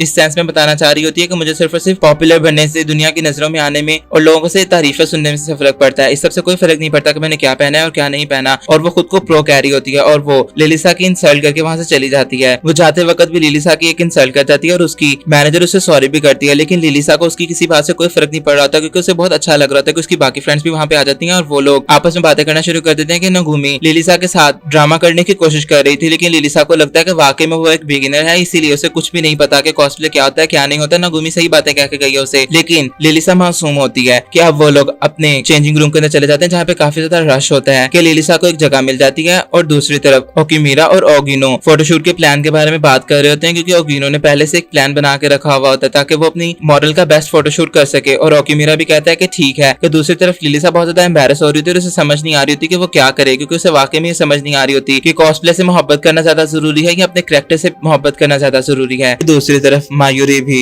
इवेंट की जगह पे पहुंच चुकी होती है, लेकिन उसने मास्क वगैरह पहना होता है अपनी आइडेंटिटी को छुपाने के लिए, और वो वहां पे आके बहुत ज्यादा नर्वस और बहुत ज्यादा खुश भी हो रही होती है। लेकिन वो खुद को इस बात को समझाती है कि मैं यहाँ पे सिर्फ अपने स्टूडेंट्स को देखने के लिए आई हूँ कि अचानक से वो गलती से नगुमी के रूम के बाहर पहुंच जाती है और वो कहती है कि मैं क्या ऑटो पायलट की तरह यहाँ पे पहुंच गई हूँ, मुझे यहाँ पे नहीं आना चाहिए था। कि अंदर नगुमी तैयार हो चुकी होती है और वो अपने कॉस्प्ले को देख के बहुत ज्यादा खुश होती है। वो थोड़ी देर के लिए खामोश होती है, तो उसकी मेकअप आर्टिस्ट वगैरह से ये पूछना शुरू कर देती है कि क्या वो अभी भी लिलिल के बारे में सोच रही है। तो वो कहती है कि हाँ बिल्कुल, मैं उस न्यू कमर के बारे में सोच रही हूँ जो कि बिल्कुल मायूरा की तरह थी। मैंने उसकी आंखों के अंदर वो चमक देखी जो कभी मैंने मायूरा की आंखों के अंदर देखी थी। वो हमेशा सिर्फ एक ही कॉस्प्ले किया करती थी और मैं डिफरेंट कॉस्प्ले करके भी लोगों के सामने नजरों में नहीं आया करती थी और उसके कॉस्ट्यूम फटाफट से बिक जाया करते थे, लेकिन मेरे कॉस्ट्यूम तो बिका ही नहीं करते थे। और वो उनको बताती है कि उसने जितनी भी बातें लिलिल को सुनाई थी वो सिर्फ और सिर्फ उसकी इंसल्ट करने के लिए सुनाई थी। कि दूसरी तरफ मायूरी को छींके आ रही होती हैं। मोगिनो और बाकी कॉस्प्ले आर्टिस्ट अपने कॉस्प्ले पहन चुकी होती हैं और लिलिसा अभी भी वैसे ही बैठी होती है। जब वो उसे देखती हैं तो वो लोग थोड़ी सी नर्वस हो जाती हैं, लेकिन लिलिसा उनसे कहती है कि आप लोग चलो, मैं अभी आती हूँ। कि ओगिनो और ओकिमीरा खड़े हुए अपने आर्टिस्ट का इंतजार कर रहे होते हैं। कि मोगिनो वहां पे पहुंच जाती है, ओकिमीरा उससे लिलिसा के बारे में पूछता है तो वो उसे बताती है कि चाहे कुछ भी हो जाए, कुछ गलत भी हो जाए तो उसका नुकसान दोनों को उठाना पड़ता है, इसीलिए अगर कुछ गलत हो जाए तो तुम्हें उसे ठीक करना होगा। कि अचानक से वहां पे नगुमी अपनी टीम के साथ गुजरी होती है और ओकिमीरा जब उसे देखते हैं तो वो हैरान रह जाता है, क्योंकि वाकई में उसका ऑरा थोड़ा सा डिफरेंट होता है। और नगुमी की भी नजर अचानक से ओकिमीरा के ऊपर चली जाती है और वो थोड़ा सा अजीब हरकत करना शुरू कर देती है। वो अपनी टीम से कह रही होती है कि मैंने उसे देखा। वो जिस कैरेक्टर को सबसे ज्यादा पसंद करती होती है उसने उससे देख लिया होता है, क्योंकि वो ओकिमीरा की तरह का ही होता है। और अब वो उनसे कह रही होती है कि मुझे थोड़ी सी अजीब सी हरकतें करनी है, और वो साइड पे जाकर अजीब सी हरकतें करना शुरू कर देती है। कि अब वो उन्हें कहती है कि मैं अपनी जिंदगी का सबसे बेस्ट कॉस्प्ले प्ले करूंगी आज, तो मुझे बताओ इस कैरेक्टर का क्या है क्या नहीं है, ये कैरेक्टर क्या पैशन रखता है और क्या नहीं। और वो लोग उसे सब के बारे में बताना शुरू कर देते हैं। अपना नगुमी अपने फोटोशूट के लिए बिल्कुल तैयार होती है कि ओकिमीरा, ओगिनो और मोगिनो सब लोग इंतजार कर रहे होते हैं कि आखिर ये शो 1 घंटे से स्टार्ट हो चुका है और कोई भी फोटोग्राफर वहां पे उनकी तस्वीर लेने के लिए मौजूद क्यों नहीं है। तो वो लोग जब चलते हुए देखते हैं तो वहां पे काफी सारा हुजूम होता है लोगों का, जो कि और किसी की नहीं बल्कि नगुमी की पिक्चर्स खींच रहे होते हैं। और नगुमी बहुत अच्छे से सबको अपना फोटोशूट करवा रही होती है। उसकी टीम भी बहुत ज्यादा स्ट्रेस्ड होती है, क्योंकि उनको बिल्कुल भी जगह और टाइम नहीं मिल रहा होता कि वो नगुमी को पैम्पर कर सकें। मोगिनो के पास भी और कोई रास्ता नहीं होता, इसीलिए वो छांव में जाकर बैठ जाती है और उसके फोटोग्राफर भी दोनों उसके साथ होते हैं। और वो लोग बात कर रहे थे कि जब तक नगुमी अपने फोटोशूट से फारिग नहीं हो जाती तब तक हमारे पास और कोई रास्ता नहीं है सिवाय इंतजार करने के। ओकिमीरा सोचता है कि अभी तक लिलिसा यहाँ पे क्यों नहीं आई, इसीलिए वो उसे फोन करने की कोशिश करता है। और लिलिसा से जब वो बात करता है तो वो उसे कहती है कि यहाँ पे सबसे बड़ा मसला ये हो गया कि मैं अपनी स्कर्ट गवा बैठी हूँ, मुझे वो मिल नहीं रही कि वो कहाँ पे गई है। ओकिमीरा लोग परेशान हो जाते हैं कि अब वो लोग खड़े हुए होते हैं और मायूरी उनको देख लेती है। लिलिसा बहुत ज्यादा परेशान होती है, क्योंकि वो कहती है कि मैं अपने कॉस्प्ले के साथ बिल्कुल भी प्यार नहीं करती, इसीलिए मैंने अपने कॉस्प्ले की सबसे कीमती चीज गवा दी है। ओकिमीरा लोग उसे ढूंढने की बात कर रहे होते हैं, लेकिन अभी भी लिलिसा बहुत ज्यादा स्ट्रेस्ड और डाउन होती है और मायूरी ये सब बातें सुन रही होती है। लिलिसा इतनी ज्यादा डिसहार्ट हो चुकी होती है कि उसका बिल्कुल भी अपना कॉस्प्ले पहनने को दिल नहीं कर रहा होता। और मोगिनो ओकिमीरा को बताती है कि नगुमी ने उसे क्या कहा है, और वो ओकिमीरा से ये भी कहती है कि मैंने तुम्हें कहा था ना कि जब हमारा पार्टनर डाउन होता है तो हमें उसका मोरल सपोर्ट बनना चाहिए। इसीलिए ओकिमीरा लिलिसा के साथ बैठ जाता है और वो उसे समझाने की कोशिश कर देता है कि हमें लोगों की बातों के ऊपर इतने ज्यादा तवज्जो देने की कोई जरूरत नहीं होती। और वो अपने रूम के बारे में भी सोच रहा होता है, लेकिन वो कहता है कि मुझे इस वक्त ये बात नहीं करनी चाहिए। लिलिसा भी जब ये बात करती है तो वो उसे कहता है कि कमरे की इस बात नहीं है, बात तो तुम्हारे पैशन की थी, तुम्हारे शौक की थी, मैं उसके लिए यहाँ पे बैठा हुआ हूँ। वो उसको चीयर करने की काफी ज्यादा कोशिश कर रहा होता है कि लिलिसा बहुत ज्यादा सैड हो रही होती है। और मोगिनो ओकिमीरा से कहती है कि मुझे लगता है कि अब बस हमें खामोश हो जाना चाहिए, क्योंकि जितना हमें बोलना चाहिए हमें सिर्फ उतना ही बोलना चाहिए। और वो ओकिमीरा को लेकर वहां से चली जाती हैं। वो लोग साइड पे खड़े होकर बात डिसाइड करते हैं और वो लोग चले जाते हैं कि मायूरी लिलिसा को देखती है और वो उसके पास आती है। लिलिसा उसके कॉस्ट्यूम को देख के कहती है कि तुम वाकई में बहुत प्यारी लग रही हो, और मायूरी की समझ लग जाती है कि इसकी फैशन सेंस बिल्कुल जीरो होगी। वो उसके साथ बैठ जाती है और उसके साथ बातें करना शुरू कर देती है। लिलिसा उसको बताती है कि वो कितनी ज्यादा डिसअपॉइंटेड और डिसहार्ट हुई है। तो मायूरी से कहती है कि एज ए टीचर मैं तुम्हें एक कहानी सुनाती हूँ। वो उसे अपनी कहानी सुनाना शुरू कर देती है। वो कहती है कि मैं भी क्लास के अंदर बिल्कुल खामोश बैठा करती थी, मेरे कोई दोस्त नहीं थे, लेकिन मेरी जिंदगी में कोई इंसान था जो कि मेरा बहुत अच्छा एडवाइजर था। वो मुझे हमेशा हर चीज के लिए चेयर करता था। मायूरी यहाँ पे अपने कॉस्ट्यूम के बारे में बात कर रही होती है, अपने कॉस्प्ले के बारे में, लेकिन लिलिसा को लगता है कि शायद इसी वजह से मायूरी आज टीचर बनी है। और मायूरी को भी ये बात समझ में आ जाती है कि शायद इसीलिए उसे इस प्रोफेशन के साथ इतना ज्यादा लगाव है, और वो अपने ऊपर हंसना शुरू कर देती है। और वो लिलिसा से कहती है कि तुमने आज बहुत अच्छा सबक मुझे सिखाया है। और वो अपने अंदर सोचती होती है कि वाकई में लिलिसा से मिलना किस्मत में लिखा था। कि वो वहां से चली जाती है और वो जाते वक्त लिलिसा से कहती है कि याद रखना तुम्हारी टीचर यहाँ से जा चुकी है। अब लिलिसा फिर से वहां पे साइड बैठी हुई होती है कि दूसरी तरफ ओकिमीरा सबसे ये पूछ रहा था कि कहीं उन्होंने स्कर्ट तो नहीं देखी, कहीं उन्होंने स्कर्ट तो नहीं देखी। तो कुछ कॉस्प्ले आर्टिस्ट कहते हैं कि हम लोग अपने बैग्स भी चेक करते हैं और अपने फ्रेंड से भी पूछते हैं कि अगर उनके पास तुम्हारी फ्रेंड की स्कर्ट हो, क्योंकि उन लोगों ने जो बात का फैसला किया था वो यही किया था कि चाहे ये लिलिसा का मसला हो लेकिन ये उन सब का मसला है, इसीलिए वो लोग उसकी स्कर्ट तलाश करेंगे। और मोगिनो को ये बात देख के बहुत अच्छा लगता है कि लिलिसा बैठी हुई होती है और उसके पास अचानक से मायूरा आ जाती है, जिसको देख के वो हैरान रह जाती है।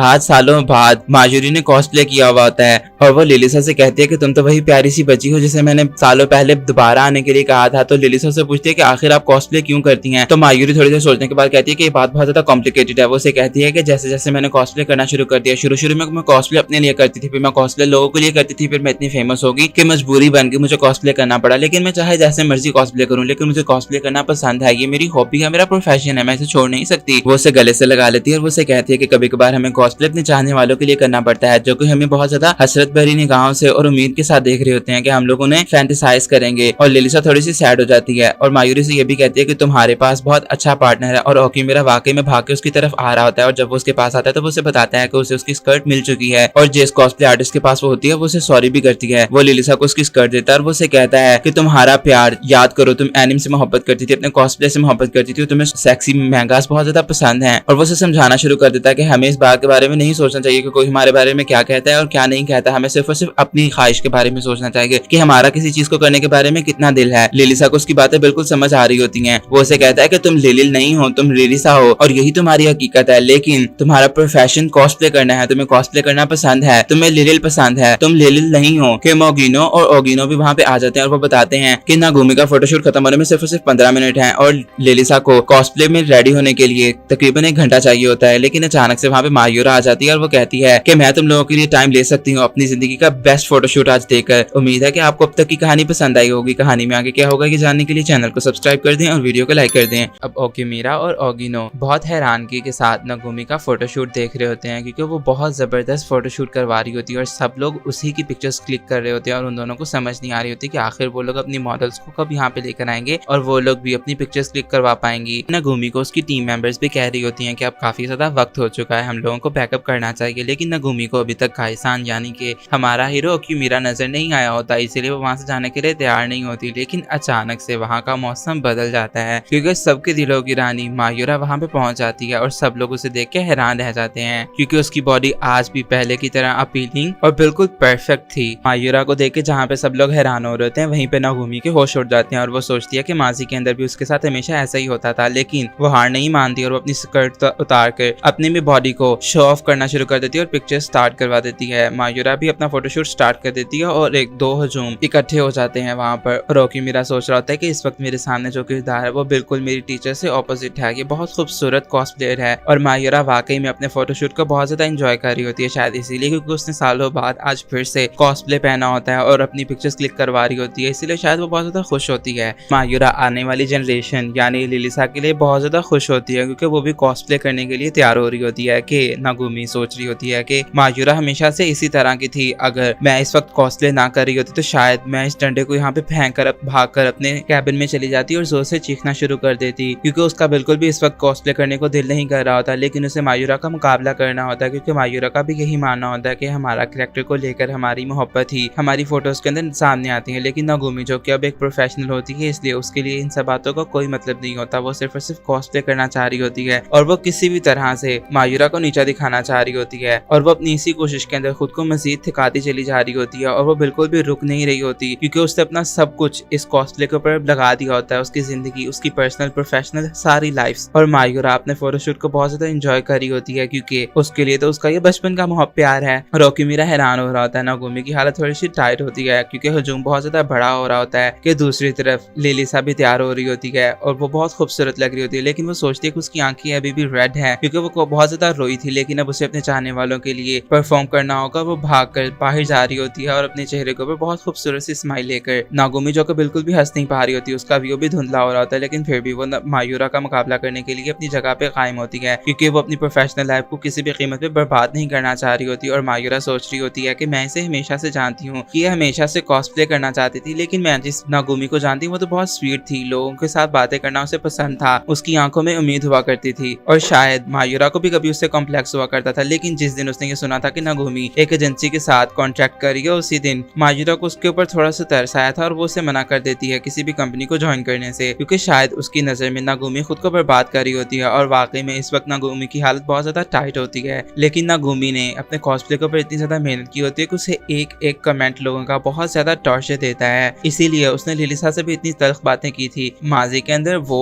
और मायूरा बहुत अच्छी फ्रेंड्स थी, लेकिन वक्त के साथ साथ सब कुछ बदल गया। मोहब्बत की जगह नफरत ने ले ली। मायूरा ने अपनी जगह छोड़ दी, लेकिन अब वो लिलिसा से मिली जिसने उसे ये बताया है कि कॉस्प्ले करने में कोई बुराई नहीं है। और मायूरा को ये बात समझ में आ गई कि उसकी पहली मोहब्बत कॉस्प्ले करना थी, इसीलिए वो अपने फोटोशूट को वहीं पे रोकती है और वो सबको गुड बाय कहके वहां से जाने वाली होती है। दूसरी तरफ से जैसे कोई परी वाकई में आसमान से जमीन पे उतर आई हो, वो पिंक सैंडल्स पहन के सबकी तरफ बढ़ती हुई आ रही होती है और सब लोग उसे देख के हैरान हो रहे होते हैं, क्योंकि वो वाकई में किसी एंजल से कम नहीं लग रही होती। और लिलिल चाहे पुराना मॉडल हो गया हो, लेकिन वो आज भी सबका फर्स्ट क्रश होती है, इसीलिए सब लोग उसे घूर कर देख रहे होते हैं। और ओक्यूमिरा की तो होश उड़ गए होते हैं और नागुमी को भी एक बहुत टफ टाइम मिलने वाला होता है और उसकी भी हालत टाइट हो रही होती है। सोचती है कि मैंने लिलिल की इतनी ज्यादा इंसल्ट की थी, लेकिन फिर भी इसकी इतनी हिम्मत कैसे होगी कि वो यहाँ पे आ गई है मेरा सामना करने के लिए। कि लिलिल मायूरा को देखती है और मायूरा उसको बहुत रोमांचक अंदाज के अंदर गुड बाय कह के वहां से चली जाती है। लिलिल बहुत ज्यादा प्यारी लग रही होती है और मायूरा भागकर अंदर चली जाती है ताकि वो चेंज करके दोबारा से लिलिल को देख सके, क्योंकि वो वाकई में बहुत ज्यादा प्यारी लग रही होती है। और सब लोग अब लिलिल की तरफ घूर कर देख रहे होते हैं और लिलिल दीवार के पास जाती है और वो सबसे कहती है कि अब आप सब लोग मेरी पिक्चर्स ले सकते हैं। सब लोग उसकी इस बचकाना हरकत के ऊपर थोड़े से हैरान होते हैं, लेकिन उन लोगों को वो बहुत ज्यादा प्यारी लग रही होती है। और ओक्यूमिरा भी उसकी तरफ बड़ी हैरानगी के साथ देख रहे होते हैं कि आखिर अब उसके साथ होगा क्या। एक फोटोग्राफर हिम्मत करके उसकी पिक्चर क्लिक करने के लिए जब उसकी तरफ कैमरा करता है तो लिलिल उसको एक बहुत खूबसूरत पोज बना के दिखाती है और सब लोग उसका ये पोज देख के हैरान रह जाते हैं। और अब वो पिक्चर्स क्लिक करवाने के लिए तैयार हो जाते हैं, क्योंकि वो अपने चाहने वालों को नाउम्मीद नहीं करना चाह रही होती, यानी वो ओक्यूमिरा का दिल नहीं तोड़ना चाह रही होती। इसीलिए वो अब अपनी पूरी जी जान लगा देती है अपने फोटोशूट के ऊपर और वो बहुत प्यारे प्यारे पोज दे रही होती है। सब लोग हैरान रह जाते हैं, क्योंकि लिलिल को इस बात का पता होता है कि जिस रिरिसा को वो पीछे छोड़कर आई है, अब वो दोबारा उस रिरिसा को खुद के ऊपर कभी भी हावी नहीं होने देगी। और तमाम फोटोग्राफर उसके इर्द गिर्द खड़े हो जाते हैं। नागुमी भी दूसरी तरफ फोटोशूट करवा रही होती है और वो सोच रही होती है कि मेरा क्राउड उससे ज्यादा बड़ा है, लेकिन फिर भी वो सोचती है कि लिलिल इतना ज्यादा एंजॉय कैसे कर रही है सबको, और मैं इतना बड़ा क्राउड होने के बावजूद भी एंजॉय क्यों नहीं कर पा रही। कि दूसरी तरफ मायूरा कपड़े चेंज कर रही होती है और वो सोच रही होती है कि लिलिल वहां पे कोई फाइट करने के लिए, शो ऑफ करने के लिए नहीं गई, बल्कि वो वहां पे गई है क्योंकि वो कॉस्ट्यूम से प्यार करती है, वो कॉस्प्ले करना पसंद करती है। नागुमी भी सोच रही होती है कि जब पहली बार उसने लिलिल को देखा था तो उससे बहुत ज्यादा जेलसी फील हुई थी, इसीलिए वो उस दिन से उसे नापसंद थी। लेकिन उसे पता था कि लिलिल वाकई में एक बहुत अच्छी कॉस्प्ले बनने वाली है, क्योंकि जब माजी के अंदर वो काइसान की यानी अपने क्रश की वीडियोस देखा करती थी तो वो उसके लिए बहुत ज्यादा पागल थी, लेकिन अचानक से जब वो अपना चेहरा देखा करती थी तो वो डर जाया करती थी, क्योंकि वो बहुत ज्यादा बद्दी दिखा करती थी। लेकिन नागुमी क्योंकि उसके लिए दुनिया की सबसे प्यारी लड़की बनना चाहती थी, इसीलिए वो अपने ऊपर काम करना शुरू कर देती है और बहुत प्यारी लड़की बन के सामने आती है। सब लोगों को वो बहुत ज्यादा पसंद आती है, वो कॉस्प्ले करना स्टार्ट कर देती है। उसका करियर बहुत जबरदस्त जा रहा होता है और वो बहुत ज्यादा खुश भी होती है। लेकिन फिर उसे एजेंसी मिल जाती है और उसके लिए कॉस्प्ले करना किसी अजाब से कम नहीं था। वो बहुत ज्यादा तंग आ चुकी थी सबसे, और देखते ही देखते नागुमी सबके नजर हो गई और वो कहीं गुम हो गई। एक वक्त था जब नागुमी को कॉस्प्ले करना कॉस्प्लेयर्स पसंद थे, लेकिन अब वो उन सबको अपना अराइवल समझती थी, इसीलिए वो उन सबसे नफरत करना शुरू हो गई थी। नागुमी को समझ नहीं आ रही थी कि वो कहाँ पे गलत कर रही है। शायद वो रोना चाह रही थी, लेकिन लिलिल को देखकर वो अपने आप को टूटने नहीं देना चाह रही होती, इसीलिए वो वहाँ पे अपनी स्टिक फेंकती है और वो अपनी टीम के पास जाती है। और उसकी टीम को मायूरा को भी लग रहा होता है कि शायद ही यहाँ से चली जाएगी, लेकिन नागुमी से कहती है कि मेरे पास अभी और भी बहुत कुछ है सबको दिखाने के लिए, और वो भागकर चली जाती है और जाकर अपने फोटोशूट की पोजीशन में वापस जाकर अपनी तस्वीरें क्लिक करवाना शुरू कर देती है। और अब वो वाकई में अपना कॉस्प्ले करना एंजॉय कर रही होती है। उसके लिए कोई मुसीबत या कोई करियर की बात नहीं होती और वो एंजॉय कर रही होती है। मायूरा भी उसके लिए बहुत ज्यादा खुश होती है और लिलिल को भी थोड़ी सी हैरानगी हो रही होती है उसको देखकर। और नागुमी सोच रही होती है कि मैं तो एक प्रोफेशनल हूँ, और नागुमी सबका थैंक यू करती है अपने दिल्ली के अंदर, और वो अंदर ही अंदर होना शुरू कर देती है फूट फूट कर, क्योंकि अब उसे बहुत मजा आ रहा होता है। नागुमी का फोटोशूट जहाँ पे बहुत जबरदस्त हो रहा था और उसके इर्द गिर्द बहुत बड़ा क्राउड होता है, उसे देखे कि मेरा थोड़ा सा परेशान हो रहा था, लेकिन लिलिल के इर्द गिर्द का भी क्राउड कम नहीं हो रहा होता, वो आहिस्ता आहिस्ता बढ़ता ही चला जा रहा होता है। इसीलिए वो उसके लिए ज्यादा परेशान नहीं हो रहा था कि अब ओगिनो से बताता है कि किसी भी कॉस्प्लेयर की कामयाबी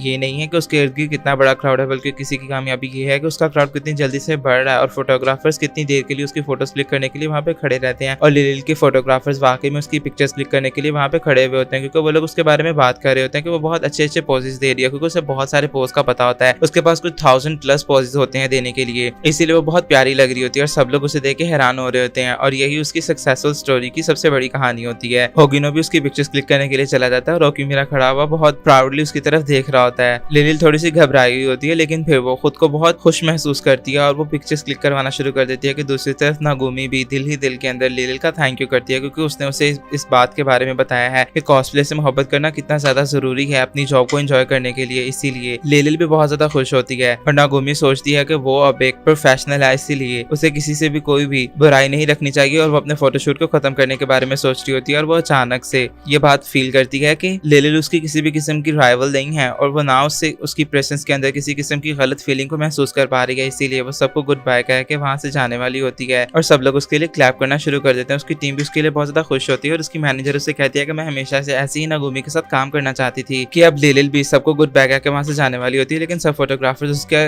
बिजनेस कार्ड के बारे में, उसके नेम के बारे में पूछ रहे होते हैं, लेकिन वो किसी को भी कुछ भी बताए बगैर वहां से चली जाती है। अब लिलिल भाग के ओकिमीरा के जाके गले लग जाती है। ओकिमीरा थोड़ा सा एम्बैरस होता है, लिलिल भी पीछे हटती है और वो रोना शुरू कर देती है। अब उससे सॉरी करती है और ओकिमीरा से समझा रहा था कि उसने जो कुछ भी किया वो बहुत अच्छा किया है, शायद जिंदगी में कुछ सबक हमें इसी तरह से सीखने को मिलते हैं। मायूरी उनकी बातें सुन रही होती है और वो खुश होकर वहां से जाने वाली होती है कि अचानक से आयरा आ जाती है और वो उसको रोक देती है, उसके जोर का पंच मारती है और वो दोनों अब बातें करना शुरू कर देती है। आयरा उससे कहती है कि हम दोनों दोस्त थे, चाहे तुमने कॉस्प्ले छोड़ना था या तुमने कॉस्प्ले कंटिन्यू करना था, तुम कम से कम हमारी दोस्ती को तो कायम रख सकती थी, तुम्हें मुझे छोड़ने की क्या जरूरत थी। वो उसके ऊपर बहुत ज्यादा गुस्सा करती है, वो उससे समझाने की कोशिश करती है कि सब गलत है और मायूरी को भी समझ आ जाती है और वो दोनों साथ में खड़ी होकर रोना शुरू कर देती हैं। कि दूसरी तरफ लिली साहब ने चेंजिंग रूम की तरफ जा रही होती है और उसका सामना नागोमी के साथ होता है। नागोमी वो उसको सामने जब आती है तो वो उसको देख के बहुत ज्यादा खुश हो जाती है, वो उसकी तारीफें करना शुरू कर देती है और नागोमी भी उसको देखकर उसकी तारीफें करना शुरू कर देती है। वो दोनों एक दूसरे के लिए बहुत ज्यादा एक्साइटेड होती है। नागोमी को बहुत ज्यादा अच्छा लग रहा था क्योंकि बरसों बाद उसने एक कॉस्प्लेयर के साथ बात की होती है और वो दोनों एंजॉय कर रही होती है। वो दोनों एक दूसरे से पिक्चर क्लिक करने के बारे में बात करती हैं और वो दोनों एक बहुत खूबसूरत पिक्चर क्लिक करती हैं। अब वहाँ पे ओकिमीरा आता है और वो लिलिल से कहता है कि मैं तुम्हारे एंट्रेंस के ऊपर इंतजार कर रहा हूँ। और जब नागोमी उसे देखती है तो उसके मुंह के अंदर पानी आ जाता है और वो कहती है कि ये तो काइसान है। वो उसे देख कर थोड़ा सा एम्बैरस हो रही होती है और उसे लिलिल के ऊपर थोड़ा सा जेलस होता है, लेकिन वो साइड पे जाती है और वो सोचती है उसे क्या करना है। वो ओकिमीरा को भी कहती है कि तुम्हें भी कॉस्प्ले करना चाहिए, तुम्हें काइसान का रोल प्ले करना चाहिए वगैरह वगैरह। कि अब चेंजिंग रूम के अंदर लिलिल को देख कर सब लोग बहुत ज्यादा खुश हो रहे होते हैं और वो चाह रहे होते हैं कि वो हमेशा ऐसी रहे, क्योंकि वो बहुत ज्यादा प्रीशियस होती है। कि अचानक से रूम के अंदर नागोमी आती है और सब लोग उसे देख रहे होते हैं। नागोमी किसी को भी बातों के ऊपर फोकस किए बगैर बस ये सोच रही थी कि एक मिस हैप की वजह से उसे यहाँ पे आना पड़ा और उसे फटाफट अपने कपड़े चेंज करके वहां से चले जाना चाहिए, क्योंकि वो किसी की भी कोई भी बात सुनने के मूड में नहीं होती। वो बहुत ज्यादा अपसेट होती है पहले ही। अब वो अपने कपड़े चेंज करने की कोशिश कर रही थी, लेकिन उसका जिप तक हाथ नहीं जा रहा था और उसे लग रहा था कि उसकी पीठ पीछे सब लोग हंस रहे होते हैं, लेकिन सब लड़कियां उसकी मदद करने के लिए बेताब होती हैं। अब वो लोग उसके बारे में तारीफें करना शुरू कर देती हैं। वो लोग साथ में बैठ के बातें करना शुरू कर देते हैं और नागोमी को पता चलता है कि कोई भी उससे